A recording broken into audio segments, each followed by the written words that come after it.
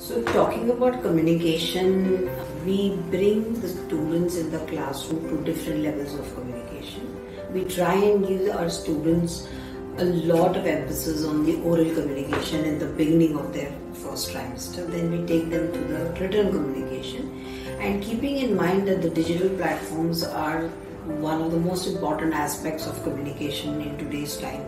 They are made literate in social media platforms. What is it that they should be doing? What is it that they should not be doing? What are fact checking? What are misinformation? What is disinformation? How the news that you are collecting for your own information should be authentic, and how you should not get carried away by the communication which is being written or spoken about on several media platforms.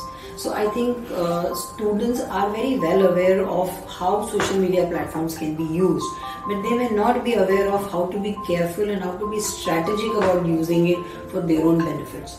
Coming to communication and the industry that they are going into, that is also an ever-changing aspect. So if students are wanting to get good jobs in the industry, they need to adapt themselves to the latest trends which communication is bringing into those industries.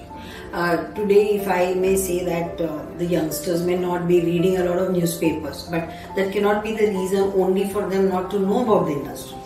There are so many other ways in which you could be informed and updated about how that industry in which you want to have your career should be you should be aware of.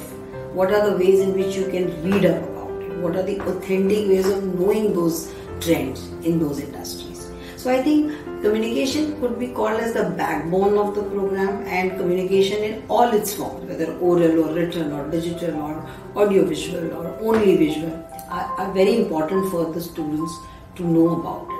And at the same time, the classroom learning in communication is very, very different from the learning that they are likely to have in the next 2-3 trimesters, where we are introducing communication in different forms.